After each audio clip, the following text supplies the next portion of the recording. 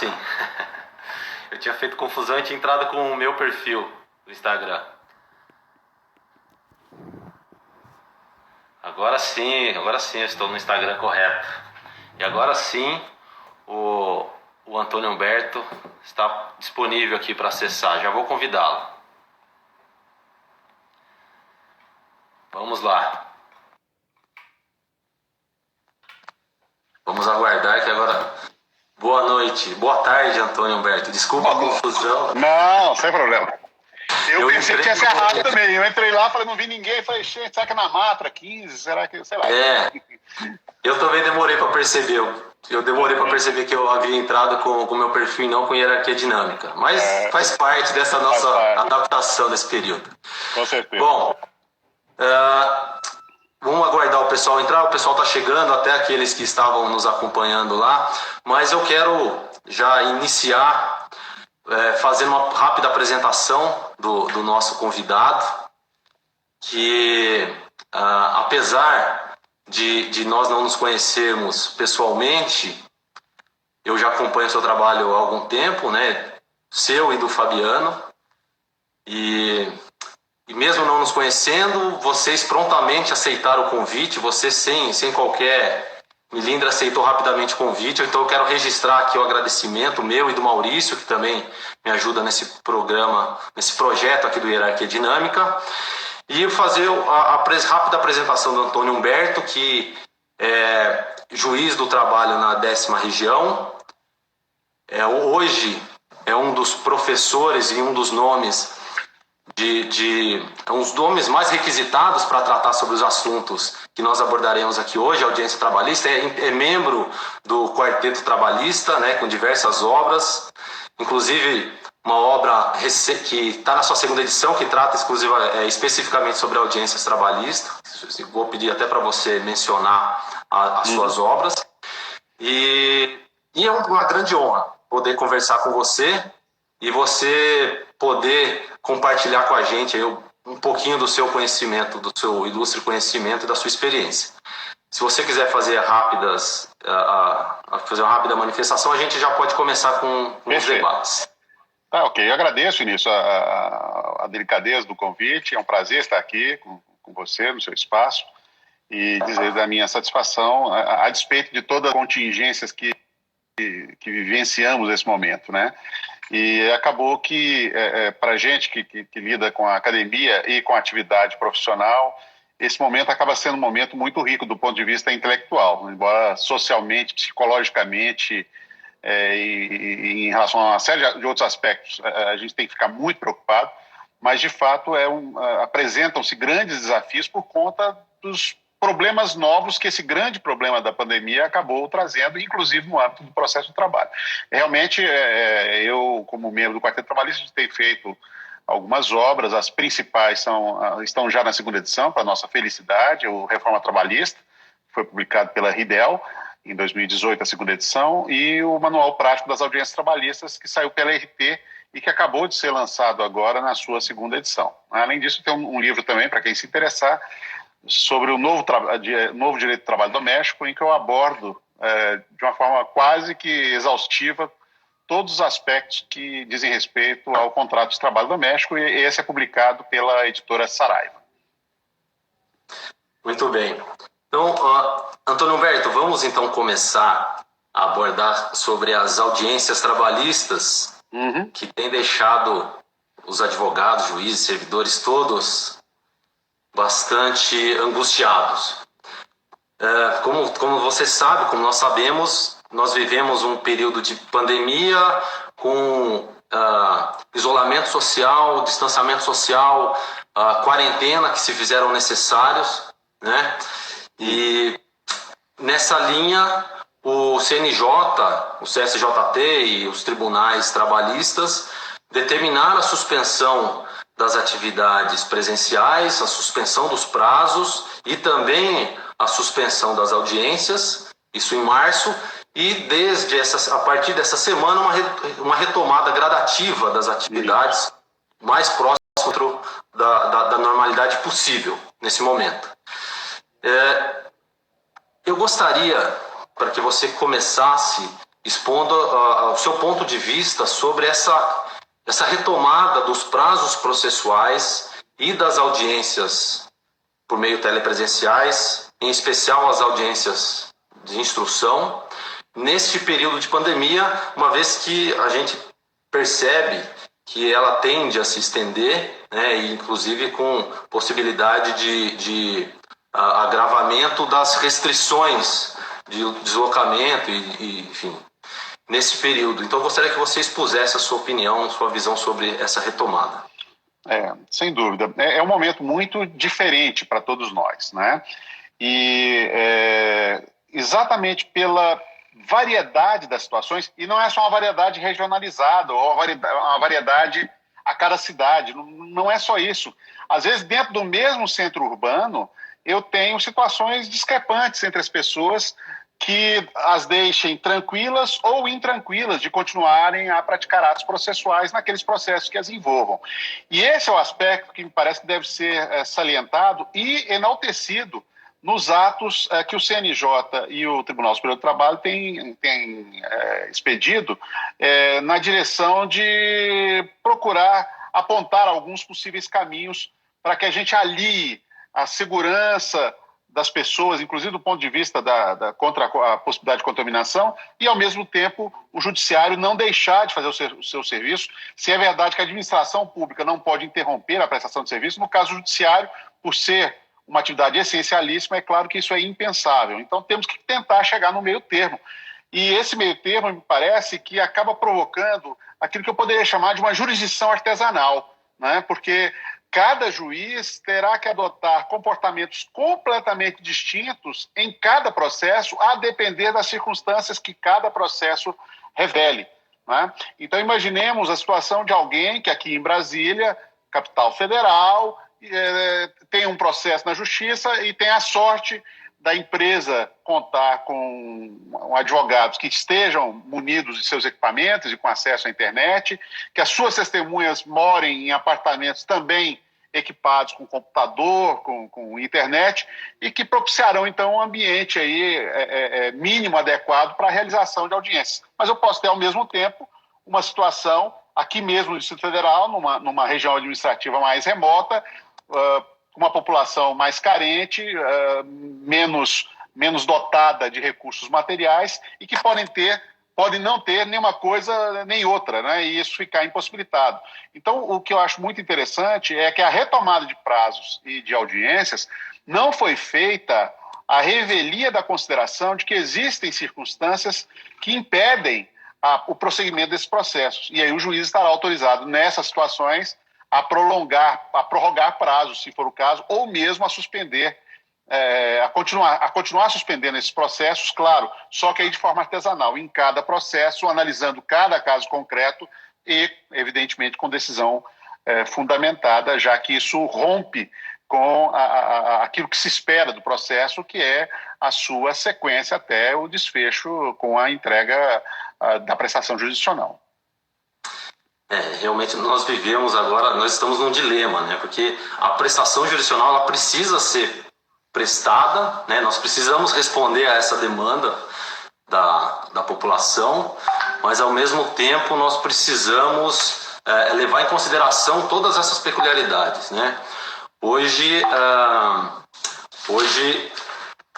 eu tive acesso, nós recebemos um ofício da Ordem dos Advogados do Brasil aqui em Campinas, dando ciência de que muitos advogados em Campinas, num grande centro, né, que muitos advogados estão com dificuldade, até impossibilidade de acessar seus escritórios, por fechamento dos edifícios, enfim.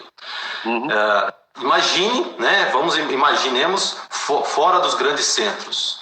E lembrando que a Justiça do Trabalho, ela é uma justiça que abrange todo o Brasil, né? Todos os rincões do Brasil. E não só as dificuldades enfrentadas pelos advogados, mas, sobretudo, as dificuldades enfrentadas pelos jurisdicionados. A gente tem que levar isso em consideração. Então, me parece que é imprescindível que, nesse momento de transição, embora eu entenda que a retomada das audiências seja necessária de forma gradativa, Mas é imperativo que nós tenhamos extrema cautela na designação das audiências e, em especial, nas audiências de instrução. E as audiências de instrução, né, de obtenção de provas orais, você sabe que ela é o coração, né? A audiência, ela é o coração do processo do trabalho, onde tudo acontece. E o direito do trabalho, que é pautado na primazia da realidade, ele faz com que no processo do trabalho, as provas orais tenham um valor especial, diferentemente do processo civil em geral. E existe uma preocupação muito grande dos advogados, dos juízes e do Ministério Público quanto à eficácia probatória dos depoimentos obtidos nas audiências telepresenciais. Eu gostaria também que você expusesse sobre a eficácia probatória, a credibilidade, a rigidez das provas orais obtidas nessas audiências telemáticas, se elas são afetadas ou não, né? Se a prova oral obtida longe do contato próximo ali do magistrado, do olhar do magistrado, fora do espaço físico da Justiça do Trabalho, se essa prova oral ela tem a mesma eficácia ou se ela, de alguma forma, é relativizada na valoração probatória. Olha, Vinícius, é uma pergunta difícil de ser respondida. Difícil de ser respondida porque é natural que eu tenha que fazer uma comparação com o que nós vivenciamos num ambiente de normalidade. Não resta dúvida que o fato da tomada de depoimento ser remota torna mais difícil o absoluto controle do magistrado sobre a ausência de qualquer tipo de interferência na oitiva dessas pessoas, né? E aí eu pondero duas coisas contigo e com os amigos que estão nos vendo. A primeira coisa delas é a indagação que eu faria a todos é a seguinte: será que nós temos esse nível de absoluto controle sobre a tomada de depoimentos presenciais? Ou seja, algum juiz do trabalho tem a prepotência de afirmar que nunca uma testemunha lhe mentiu e aquilo passou por ele desapercebido e aquela prova acabou sendo considerada no momento do julgamento? Com os meios telemáticos hoje avançadíssimos, será possível afirmar de modo absoluto que uma testemunha que está sendo ouvida não está se comunicando de forma discreta por meio, por exemplo, de um dispositivo de áudio ligado num aplicativo de seu celular e sem que aquilo esteja à mostra de ninguém, não é? Enfim, há diversos modos de se afrontar essa necessidade de isenção de um depoimento. Eu tenho para mim que se nós estamos diante de um dilema difícil, e é difícil, porque se nós tivéssemos um prazo certo e determinado para o encerramento dessas medidas de restrição, a coisa estaria mais simples, se esse prazo fosse curto, evidentemente. Mas hoje ninguém é capaz de saber quando é que nós vamos poder retomar a normalidade e quando é que podemos voltar a realizar audiências de forma presencial. Um dado da realidade, o Supremo, por exemplo, baixou já um ato prolongando o teletrabalho para os seus servidores até janeiro do ano que vem, o que sinaliza aí para uma perspectiva de alguma demora na retomada dos trabalhos com algum nível de normalidade. Então a pergunta que se faz é o seguinte: a população precisa de justiça. O trabalhador, o empresário precisam de uma resposta do judiciário. Será que eu posso simplesmente postergar dizendo, olha, como eu não tenho como assegurar tecnicamente a total isenção, então eu vou preferir suspender esse processo e só realizar a audiência dele daqui a quando isso for possível, né? O que significa dizer, então, recusar a prestação da jurisdição temporariamente, alegando esse motivo. Não me parece a melhor escolha. Me parece mais sensato que haja um esforço no sentido de tomar algumas possíveis cautelas de ordem prática, como, por exemplo, exigir que as pessoas que vão depor estejam em ambientes isolados. Isso é fácil de ser checado por meio de uma vistoria propiciada pelo próprio depoente, né, com amostra da imagem dos 360 graus do ambiente em que ele esteja, a tomada de depoimento com o som aberto o tempo todo para permitir que, se houver qualquer tipo de comunicação falada, ela seja percebida pelo juiz, e também, talvez, a tomada das imagens com alguma distância, de modo também a propiciar ao juiz algum controle. Além do mais, também, temos que considerar que a interferência, uma conversa tete a tete, como nós dois estamos tendo aqui agora, ela dificilmente não vai ser notada pelo juiz, porque a pessoa teria que ser de uma discrição, de uma agilidade, não só mental, como auditiva e também oral, para conseguir captar a orientação e passar aquilo adiante sem que o juiz perceba nada de errado. Então, eu acho o seguinte, o momento é diferente, né? Nós não estamos numa situação de normalidade, e querer usar os mesmos critérios e rigores de um padrão de normalidade significa simplesmente nós inviabilizarmos. Por isso, por exemplo, o TST, inclusive, rompeu com dois, eu diria, quase dogmas do processo do trabalho. Um por força da lei e outro por força de um entendimento do TST. Quando lá no ato número 11 da Corregedoria, no mesmo artigo, o artigo 6º, de um lado se fratura a espinha inicial que sustenta o processo de trabalho, que é a realização da audiência como ato para a recepção da defesa, ou já para recepção da defesa e também instrução, audiência inicial ou audiência una, permitindo que a defesa possa ser apresentada simplesmente no processo e haja um curso desse processo até o momento, se for o caso, de se fazer audiência. E a segunda ruptura foi o TST rever o próprio posicionamento dele avesso à aplicação do artigo 190 do CPC, que trata dos negócios processuais.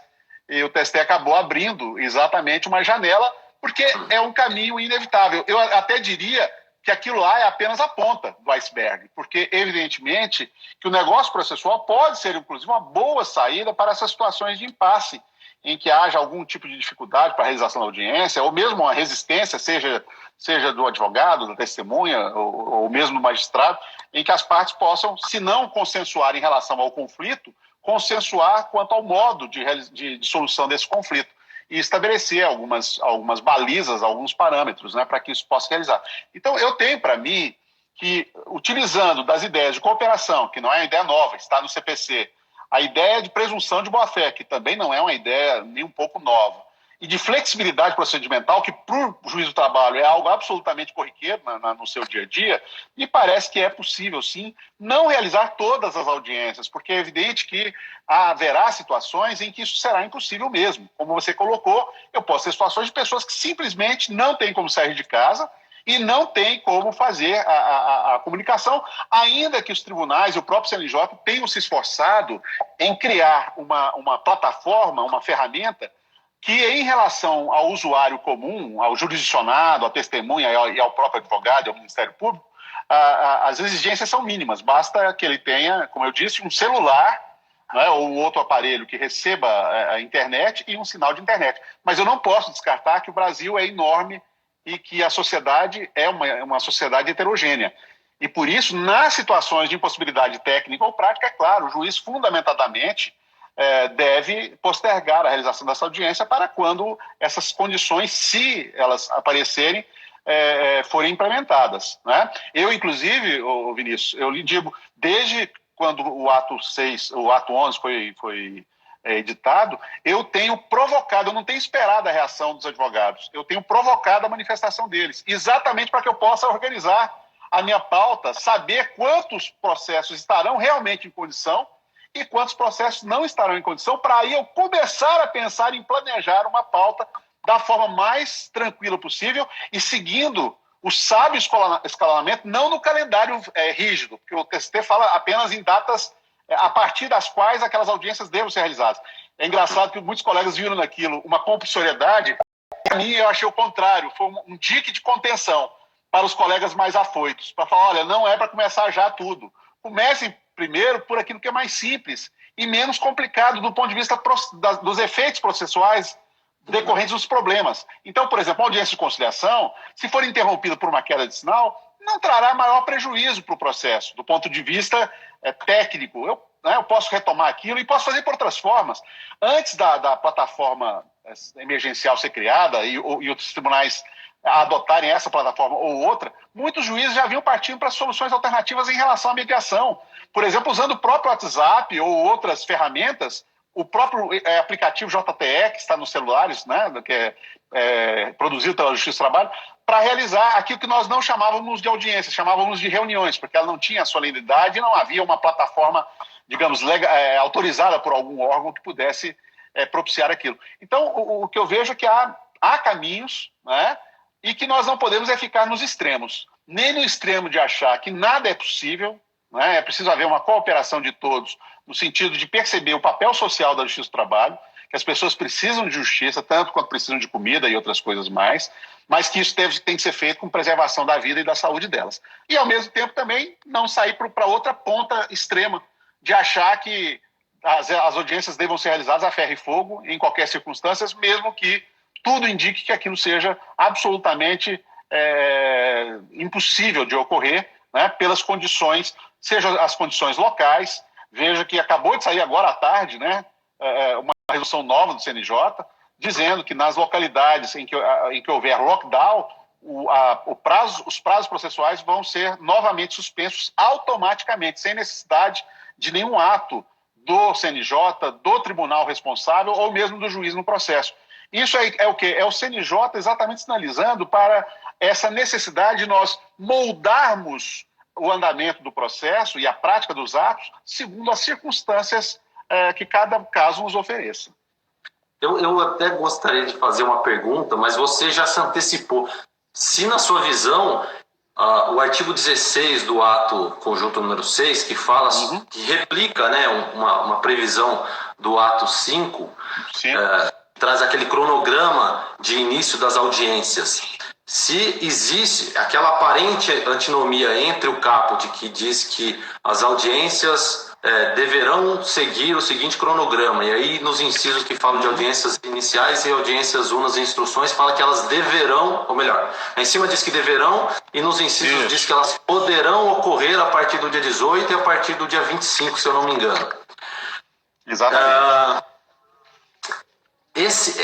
E aliado a isso, o ato número 6 inovou, incluindo as audiências nas atividades essenciais do Poder Judiciário, da Justiça do Trabalho. No e sentido o que eu tenho ouvido, muitos colegas, eu tenho ouvido de muitos colegas a dúvida se existe um caráter impositivo da retomada das audiências unas e de instrução, especialmente, né? Especialmente porque o ofício, não sei se você já teve acesso, o ofício conjunto resposta OAB. do TST, a resposta OAB, tem um trecho lá em que o TST, a Corregedoria e o TST, o CSJT, mencionam que seria ilícita a determinação, a vedação genérica de não realização de audiências unas de instrução, por violação do CPC e da inafastabilidade da jurisdição. Você entende que existe a possibilidade de lá adiante as corregedorias, enfim, entenderem que esse excesso de cautela pode se configurar como desvio funcional do magistrado ou não? Eu acho que depende do que nós estamos chamando de excesso de cautela. Veja que o próprio artigo 16, no parágrafo 1º, fala da necessidade de atos preparatórios a cargo dos tribunais, depois de ouvir as subseções da OAB e do Ministério Público. Veja que também lá no artigo 5º, se a memória não me trai, do ato 11, reproduz-se, e não poderia ser diferente, a mesma regra presente nas resoluções 313 e 314 do CNJ, dizendo que não se realizaria ato processual de audiência, ou mesmo se exigiria a apresentação de contestação e outros atos processuais que dependam de subsídios das partes, quando o advogado denuncie no processo a ausência das condições técnicas ou práticas para a realização do ato. Então, o que eu estou explicando com isso? Que existem caminhos já sinalizados para que, de fato, o juiz, em cada caso, verifique a possibilidade ou impossibilidade de realização da audiência de instrução ou audiência una, se for o caso. Também é preciso verificar se o tribunal dele já está pronto. Eu, por exemplo, ainda não tenho ainda não recebi nenhuma orientação sobre como vou armazenar os arquivos digitais na plataforma emergencial, que o meu tribunal adotou a plataforma Cisco Webex do CNJ. E com isso a ata tem que figurar lá, tem que constar na ata de audiência o link, e esse link vai ser gerado, né, a partir exatamente da guarda desse documento nesse repositório nacional de mídias digitais, que é o PJE Mídias. Então eu, por exemplo, não estou falando o tempo todo com o pessoal sobre audiência, mas até agora só vi e procurei fazer audiências de conciliação, porque essas são mais simples e o registro delas não é obrigatório. Não é? Então, o que me parece arriscado é o juiz do trabalho, sob o argumento da independência funcional, ele simplesmente dizer ou sinalizar com seus atos que na sua vara nenhuma audiência será realizada, a não ser aquelas que relativas à conciliação em execução, conciliação em acordo, encerramento de instrução, ou mesmo audiência inicial sem tomada de depoimentos, porque nessas não haveria nenhum desses problemas que nós estamos aqui verificando. Sobretudo, o grande problema que as pessoas têm colocado é o problema da incomunicabilidade, né? Das testemunhas e tal. Embora no espaço virtual, em relação às pessoas que participam do ato, o sistema permite, o juiz ou a secretária de audiência funcionam mais ou menos como se fosse um maestro, abrindo ou não o microfone, passando ou não a palavra, na medida que o caso avança. Então, o que me parece arriscado é apenas uma atitude geral de insurgência quanto à necessidade de fazer audiência, e o juiz não fazer audiência nenhuma. Agora, o juiz do trabalho, em cada caso, verificar que, por exemplo, estamos sabendo, no Ceará amanhã já haverá lockdown, fiquei sabendo mais cedo, né? Haverá lockdown por conta da pandemia. Ora, nesse caso, evidentemente que nenhuma audiência poderá ser realizada enquanto essa situação persistir.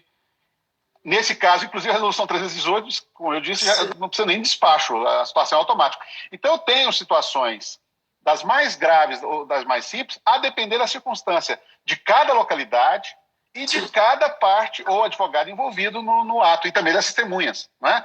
Então, o que me parece que seria preocupante do ponto de vista, digamos, disciplinar, que foi a preocupação da sua pergunta, se eu bem entendi, é apenas a adoção de uma postura completamente rebelde à realização de audiências enquanto as varas não tiverem as suas salas de audiência reabertas. Né? Porque isso gera um problema que nós estaremos, como eu disse, negando a prestação jurisdicional. Ou, se não negando, comprometendo severamente a duração razoável do processo. Né? Então, nós temos que escolher qual o valor mais importante no momento. É a minha convicção de que parece difícil, ou a necessidade, havendo condições, no caso concreto, é evidente, se não há condição, o juiz tem que adiar mesmo que ele ache até que podia ser feito, mas não é uma questão de achar ou não achar, me parece que não é uma coisa de ser contra ou a favor, de gostar ou não gostar, de querer ou não querer. É das circunstâncias de cada caso ou de cada localidade serem favoráveis ou não à realização do ato. Me parece que a questão é simples assim. Por isso que eu não vejo a compulsoriedade com caráter universalizante, que pode parecer quando eu falo as audiências serão retomadas. Elas serão retomadas na medida do que for possível retomar. Sim. Né? As pautas, inclusive, né, Vinícius, serão organizadas de forma diferente. Como essa questão de conexão é uma coisa muito instável, né, é provável que os colegas vão montar pautas com intervalos maiores entre uma audiência e outra.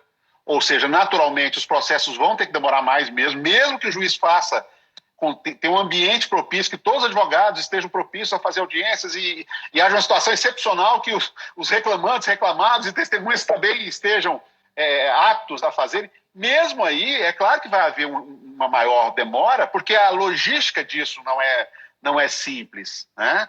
No próprio ato, inclusive, do CNJ, há uma preocupação, inclusive, quanto ao intervalo mínimo de 5 dias para a realização das audiências, coisas que, a rigor, nós não teríamos. Numa audiência de instrução, eu poderia marcar, em tese, posso marcar de hoje para amanhã, sem nenhum problema. Mas por que os 5 dias? Exatamente porque é o mínimo do tempo para que as pessoas possam se organizar e possam verificar se de fato podem praticar do ato. Por isso que eu acho até que a situação deve ser invertida. O juiz, antes de sair marcando o processo em pauta, ele deve primeiro tomar ciência de como está a situação das pessoas envolvidas nos seus processos. Porque, de repente, ele está com um ponto de vista ou muito pessimista ou muito otimista, e a reação dos advogados e das partes pode ser totalmente diferente daquilo que ele supunha. Você mencionou que você tem instado as partes dos advogados, né, para saber se eles têm condições. Como é que você tem feito? Você tem intimado os advogados ou as partes para que eles se manifestem, se eles têm condições de participar de audiência, se eles pretendem, se eles têm algum... o que eu fiz? Eu faço, na minha vara eu faço audiências unas, né? Então eu adotei tanto para as unas como para as instruções a mesma postura.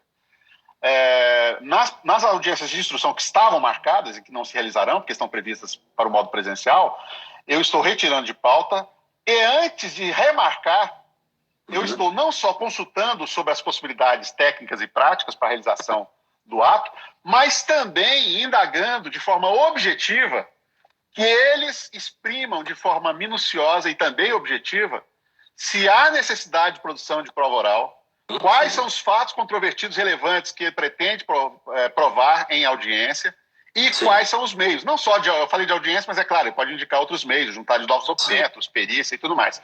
Exatamente para quê? Porque nós sabemos, Vinícius, que no dia a dia nosso, muitas vezes o juiz adia, por exemplo, eu faço audiência una, mas vem uma defesa muito volumosa que só foi liberada na hora para o advogado ver, ele quer prazo para manifestação. A audiência de instrução muitas vezes é marcada, eu diria na maioria das vezes, de forma automática. Nós não verificamos com as partes, até porque ele nem conhece a defesa, principalmente o advogado reclamante, nem terá condição de, no momento da audiência una ou inicial, afirmar para o juiz se ele precisa ou não precisa de prova. Então, essas audiências de instrução, muitas delas, quantas vezes você vai fazer uma audiência de instrução, as partes sentam, você tenta um acordo, tem provas? Não tem prova, pode encerrar. Ou seja, evidentemente que no momento da pandemia, e por todo o complexo logístico que uma audiência em videoconferência envolve, nós temos que reduzir as audiências de instrução somente para aquelas ocasiões em que isso realmente se mostre imprescindível e, ao mesmo tempo, possível.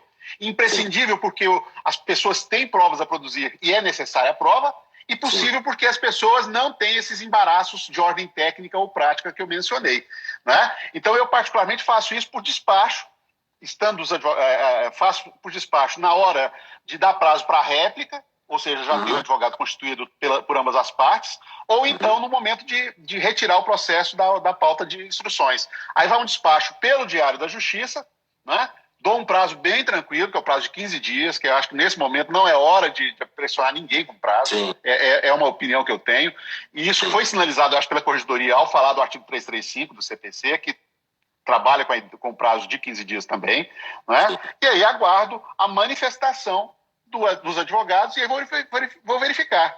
Se houver uma ponderação em relação à impossibilidade técnica ou prática, esse processo, evidentemente, vai ter que ser suspenso por decisão fundamentada, exatamente nessa impossibilidade técnica ou prática, não presumida pelo juiz, mas afirmada por uma das partes, e esse processo, então, vai ter que aguardar mais adiante o surgimento dessas condições. Pois não. Você acha que essa alegação da parte, tanto para suspensão de prazo quanto para suspensão da audiência, essa alegação de impossibilidade prática ou técnica, ela tem que ser comprovada? A parte tem um ônus probatório ou você entende que, pela boa-fé objetiva, pelo cenário em que a gente se encontra, existe uma presunção de veracidade? Vamos supor que o advogado apresente uma petição dizendo o seguinte: a parte, ela pretende que a audiência seja redesignada sine die até aguardar o término do isolamento social, uma vez que esse advogado não tem condições, não tem conhecimento para acessar o programa, não tem facilidade, tem dificuldade, isso pode gerar prejuízos ao seu cliente. Por exemplo, essa alegação, você entende que seria suficiente ou não? Bom, essa não seria suficiente, mas não para marcar a audiência já. Essa específica que você coloca, acho que poderia ser contornada. Contornada no sentido de se propiciar um treinamento a esse advogado, né? Assistindo a outras audiências e, eventualmente, entrando até em contato com a própria vara ou com algum setor técnico ou até parceria com a OAB para a gente superar. Agora, há outras situações mais complicadas, né? E mesmo essa, é claro que exigir a prova me parece difícil, e eu não diria só pelo momento não, viu, Vinícius? Eu lhe diria que é a chamada prova diabólica, né? Como é que a pessoa vai provar que não tem internet, ou que não tem computador em casa, ou que o celular dele... A boa-fé objetiva, nesse momento, ela ganha Exatamente. Sobe um patamar especial, né, nesse momento no processo de trabalho. Exatamente. Eu acho que nós temos que estar com 3 aliados nessa questão que você coloca. 3 aliados fundamentais. De um lado, a presunção de boa-fé, de outro, o sentimento e o sentido de cooperação, que deve ser recíproco, e também a lealdade processual. Claro que se o advogado, de forma maliciosa, alega que não tem acesso à internet, estou falando uma coisa bem mais objetiva, acesso à internet, e de repente ele é flagrado numa rede social, postando todos os dias comentários, quer dizer, você percebe aí uma situação que beira a má-fé, né? Mas acho que nós temos que partir da premissa, como você bem colocou, não dá para pensar em outra coisa que não seja boa-fé objetivo, né? Boa-fé objetivo. Tem advogados, por exemplo, que têm centrais nos seus escritórios, que mantiveram seus equipamentos de informática ligados nos escritórios. Esses dias, como tivemos o prazer de ouvir lá na maratona de live que fizemos no 1º de maio, o professor José Afonso Dalegrave, e ele falou que eles continuaram atuando e tal, mas porque havia lá, eles têm lá esse recurso, ele conseguia trabalhar em casa utilizando todos os arquivos e tudo mais que ele tinha no escritório. Há outros advogados que talvez não tenham tido a mesma sorte, ou não tenham feito um pendrive. Às vezes a coisa foi muito surpreendente, né? Você saiu um dia de casa e outro dia falou, tá tudo fechado, você não pode, quem tem, por exemplo, escritório em shopping, né? O governador ou o prefeito, de uma hora para outra, o shopping está fechado, as pessoas não puderam nem voltar para pegar as suas coisas, né? E recuperar, por exemplo, arquivos que pudessem servir. Então, há situações realmente que o juiz tem que partir da premissa de que a pessoa é séria e está falando a sério. A não ser assim, nós caímos num problema muito sério, porque eu vou ter que, é o que eu estou dizendo, exigir uma prova absolutamente difícil e às vezes até impossível mesmo de se fazer. Então, acho que por isso que eu falei que para a organização eu tenho preferido fazer o contrário, embora eu acho que não esteja descumprindo, mas numa sequência diversa daquela que a Corregedoria da Justiça do Trabalho e o próprio ato do CNJ sugerem. Porque eles dão a entender o seguinte, você marca a audiência e a parte vem e se manifesta.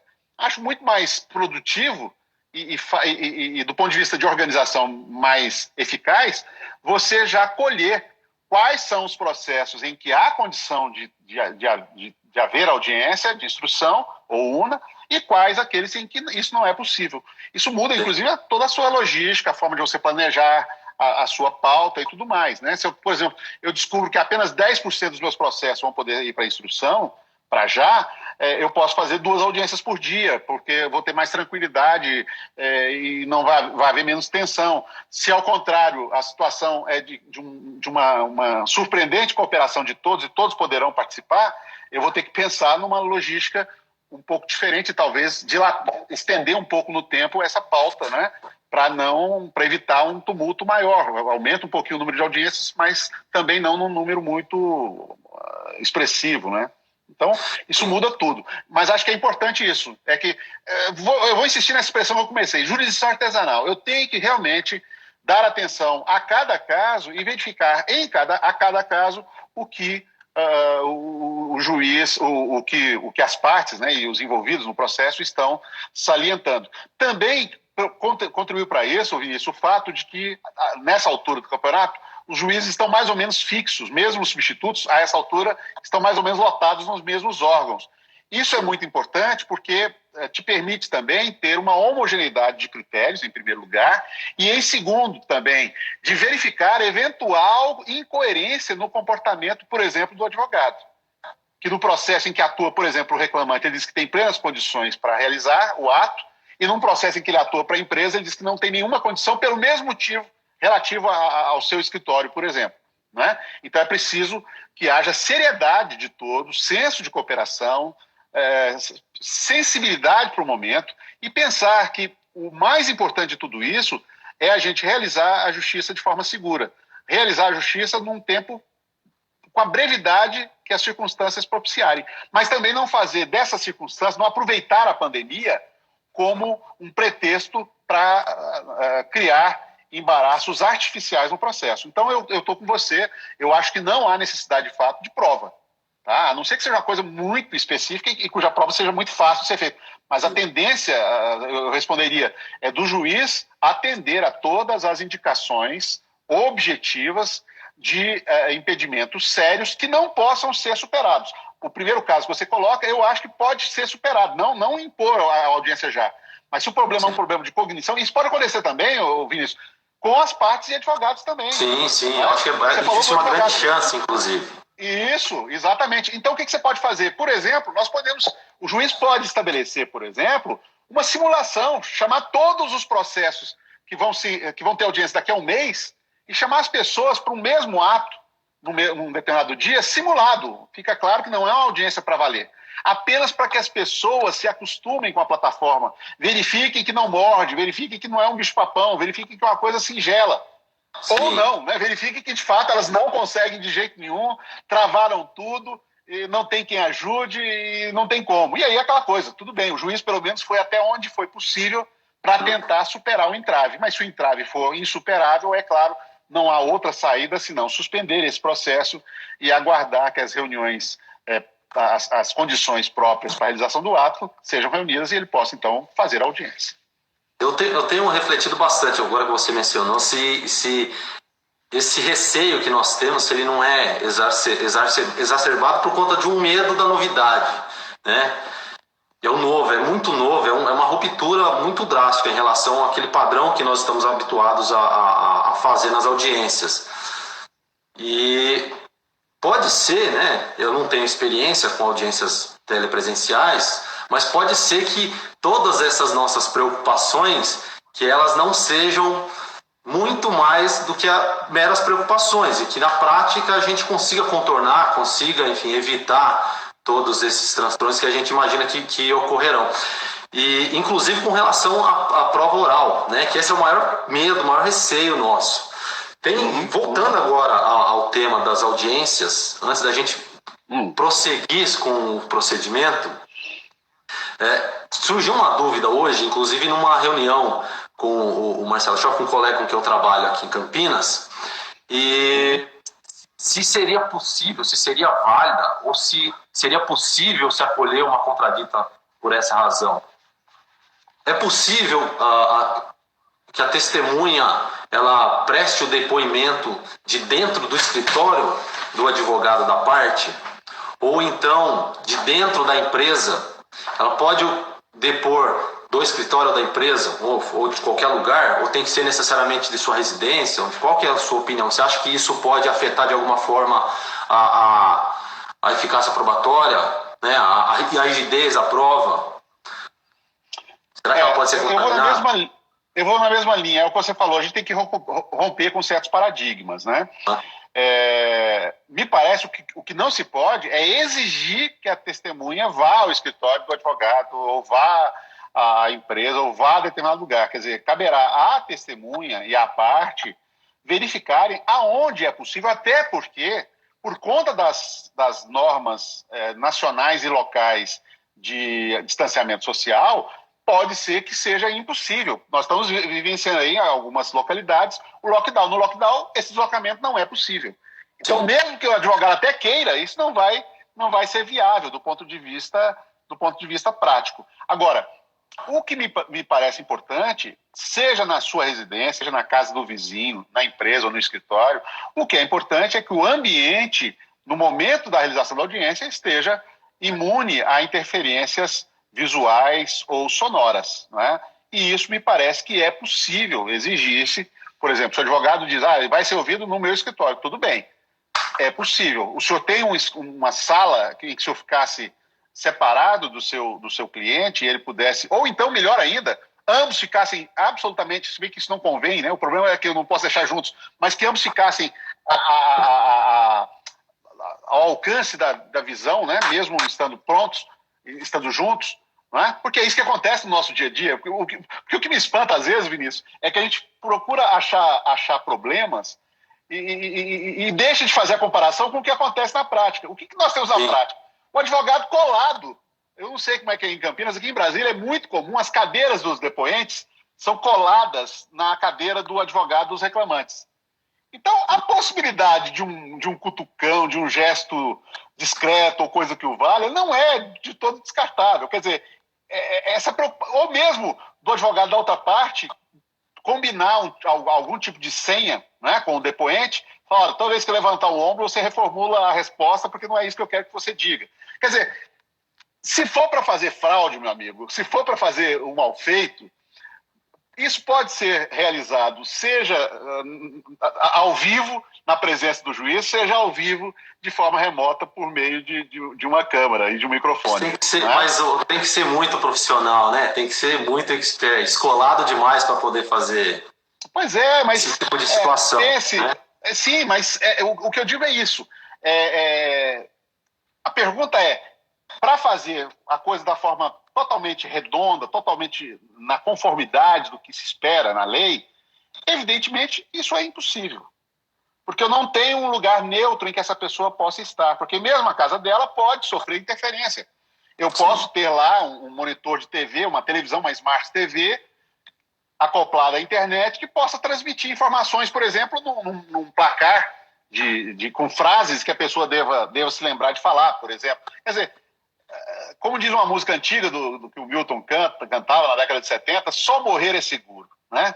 Então, ou nós abdicamos de alguns desses rigores, mas sem descuidar do monitoramento, da fiscalização, que as condições nos permitam, ou então simplesmente nós vamos fechar os tribunais de todas as formas, não só fisicamente, mas virtualmente também. Porque o grande problema que existe é esse. Eu tenho um conjunto de processos que continuam sendo tocados sem nenhum problema, mandados de segurança, recursos no tribunal, execuções, isso tudo continua andando. As pessoas estão recebendo seu dinheiro, as empresas estão pegando de volta lá seus depósitos recursais, quando é o caso. Isso tudo tem se resolvido de forma muito tranquila e a Justiça do Trabalho tem sido muito eficaz. Mas nós vamos ter aí um conjunto numeroso de processos, né, que ficariam simplesmente paralisados, mesmo que a empresa ou a pessoa, normalmente o trabalhador, possa estar numa situação periclitante, vivendo de um auxílio emergencial ou nem disso, porque estamos vendo aí no país inteiro a dificuldade para receber mesmo essa parca e modestíssima ajuda financeira do Estado, né? E muitas vezes ele tendo ali a perspectiva de pelo menos ter um alívio, de ter a superação por alguns meses da sua falta de dinheiro por uma resposta nossa da Justiça do Trabalho. Então me parece que isso tem que ser levado em consideração. Né? Eu tenho que levar em consideração tudo, mas eu vou ter que fazer escolhas, não há outro jeito, Vinícius. Eu vou ter que fazer escolhas. E acho que a escolha não pode passar pela postergação da entrega da prestação jurisdicional, se há condições para isso. Se a resistência é apenas do magistrado, se o magistrado não vê com bons olhos e vê com preocupação e vê dificuldade naquilo.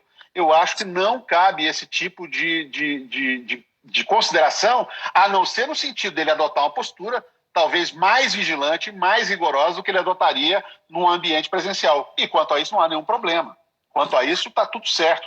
E ele pode, inclusive, percebendo qualquer nuance, qualquer situação indiciária de interferência, é óbvio que ele pode suspender o ato enquanto ele é praticado, fundamentar isso na ata e cancelar aquela audiência e dizer que realmente não há condição, naquele processo pelo menos, porque houve uma tentativa, ainda que ele não possa muitas vezes identificar de onde veio essa tentativa, mas que houve uma tentativa de contaminação do depoimento e por isso então a prova se torna inviável. Então tudo isso é possível. Eu acho que nada deve ser levado a ferro e fogo, mas nada também deve ser levado no sentido de um negacionismo simplesmente, dizer não faço e acabou. Né? Me parece que isso essa intransigência, me parece que o juiz não pode ter intransigência nem no sentido de negar a prestação jurisdicional, mas ao mesmo tempo também não pode ter uma intransigência no sentido de impor a realização da audiência, caso exista algum óbice para a realização. Como você falou, ainda que essa alegação não seja cabalmente comprovada, né, baseada na boa-fé objetiva, a gente admite e presume verdadeira alegação e suspende o ato. Aqui na 15ª região, nós temos enfrentado um problema sério. Eu não sei se isso se estende também a outros tribunais, mas aqui a gente tem vivenciado um problema com as notificações iniciais. né, por conta da suspensão da atividade presencial e da paralisação do serviço nas unidades, a suspensão do serviço presencial nas unidades, a expedição das notificações e o recebimento das negativas não têm sido processados, realizados. E o que isso tem ocorrido? E o que isso tem acarretado? Uma paralisação, né? Uma paralisação das novas ações. E isso tem sido um drama, porque tem muitas ações que dependem, né, dessas notificações para prosseguir, que poderiam sair, culminar em conciliações, enfim, às vezes são só verbas rescisórias, etc. Mas elas ficam paralisadas, consustadas. Você vê alguma solução, alguma forma de solução nesse momento para ultrapassar esse obstáculo? Como eu disse, Vinícius, o Brasil é muito engraçado, porque nós somos vários Brasis, né? Eu te confesso que fiquei sabendo, numa conversa que tivemos antes da live, né, dessa dificuldade que vocês têm, e achei muito curioso, porque aqui na região nós não temos esse problema.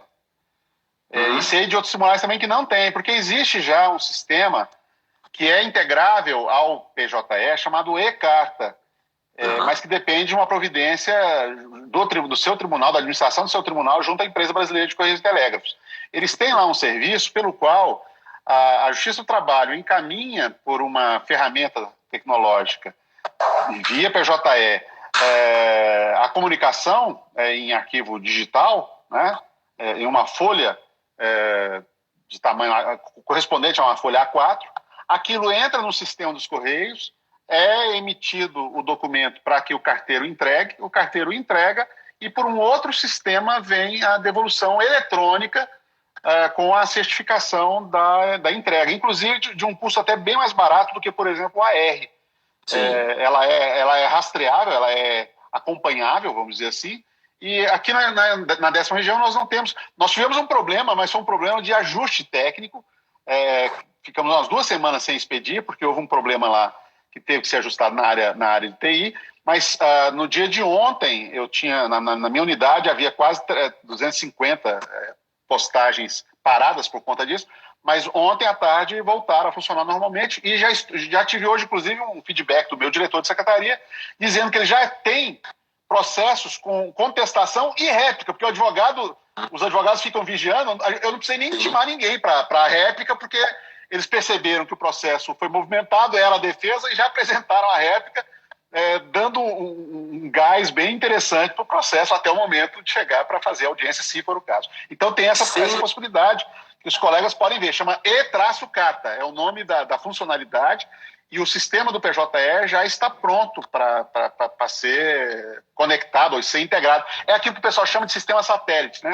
É um sistema satélite, mas que é possível de ser integrado com o PJE e supera esse problema, que é um problema sério realmente, porque evidentemente os oficiais de justiça, primeiro que o volume seria estúpido, segundo que seria estúpido também expor esses oficiais de justiça a risco de contaminação para algo que pode ser realizado de uma forma bem mais simples, né? E sem essa mão de obra tão preciosa e cara que são os oficiais de justiça, deixando assim para aquelas medidas que realmente ou sejam muito urgentes ou não possam ser realizadas pelo serviço postal.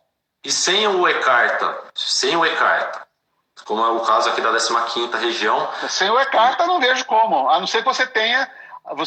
o que pode ser tentar... Bom, aí você tem as notificações por sistema, né? Mas aí depende do cadastramento prévio das pessoas e empresas. São pouquíssimas as que estão cadastradas. Embora o CPC e o CNJ tenham dito que era obrigatório, né, o cadastramento, o prazo já venceu há muito tempo, a gente sabe que isso não é a realidade. Uma saída que talvez houvesse, e aí fica a sugestão, seria talvez localizar, no caso de pessoas jurídicas isso talvez seja mais simples, localizar telefones de WhatsApp ou e-mails e procurar fazer a comunicação por esses meios, né? O próprio CNJ tem admitido o uso do WhatsApp, por exemplo, como elemento de comunicação. É uma forma, enquanto vocês não superam, porque evidentemente que eu falei, eu disse que a ferramenta é simples, mas para chegar a ela, eu sei que há uma tramitação burocrática. Se é que o tribunal já não está providenciando isso, né? E de repente ninguém tá sabendo ainda, mas com certeza isso eu imagino que vai ser resolvido, porque eu sei de alguns tribunais, alguém colocou aqui já comentaram que a 1ª região já usa, eu sei que a 9ª região, que foi em que nós nos espelhamos, também faz isso, né?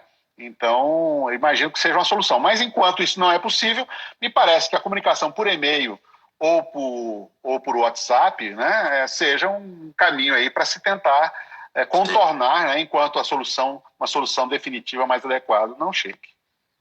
Bom, nós estamos aqui chegando perto do fim e eu gostaria de aproveitar esse último tempinho que nós temos para abordar uma questão que tem me atormentado bastante, sobre a qual eu tenho refletido. Eu sei do posicionamento do Fabiano, mas eu não sei qual é o seu posicionamento, enfim, e tem muita divergência sobre esse tema, que é a suspensão da prescrição. Se você entende que o estado de calamidade pública e todas essas circunstâncias decorrentes e inerentes, se elas justificam ao reconhecimento, inclusive de ofício, da suspensão da prescrição, e qual que seria o termo, no seu entendimento? Termo inicial e termo final da suspensão.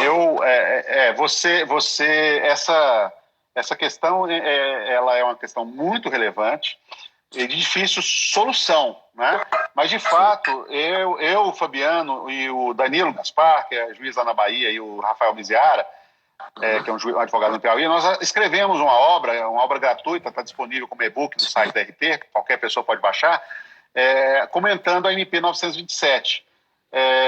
E a partir dali nós construímos uma teoria, né, defendendo a suspensão da prescrição geral dos prazos, não só do FGTS, porque a suspensão na MP não é só daquele FGTS postergado, ela foi genérica. E aí ficou muito estranho, né? Eu suspendo o FGTS, mas não suspendo suspendo a prescrição do FGTS, mas não suspendo a prescrição do salário sobre o qual incidiria.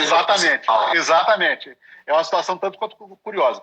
E me parece que o que há aqui é uma total e absoluta impossibilidade de uso de uma garantia fundamental, que é o direito de ação, né? E, para mim, o termo, digamos, inicial seria a Resolução 313 do CNJ, que é quando houve a suspensão dos prazos processuais, o fechamento dos tribunais, né? E, consequentemente, uma dificuldade grande aí digamos, o exercício normal dos direitos, né? É claro que é uma teoria, é evidente que, se eu fosse advogado e fosse procurado, eu não confiaria nessa suspensão. Se eu tenho condição, melhor entrar, ou pelo menos tentar um protesto ou coisa parecida, né? Mas me parece muito razoável. Eu faço a comparação com aquela hipótese com a hipótese dos tempos de guerra, né? Embora nós não estejamos em tempos de guerra, mas nós estamos em um tempo extraordinário e onde há uma dificuldade muito grande para que as pessoas possam sair de casa. Quanto mais procurar um advogado, ou procurar um sindicato, ou procurar a defensoria pública, ou procurar um núcleo de prática jurídica, porque tudo deve estar fechado a essa altura do campeonato.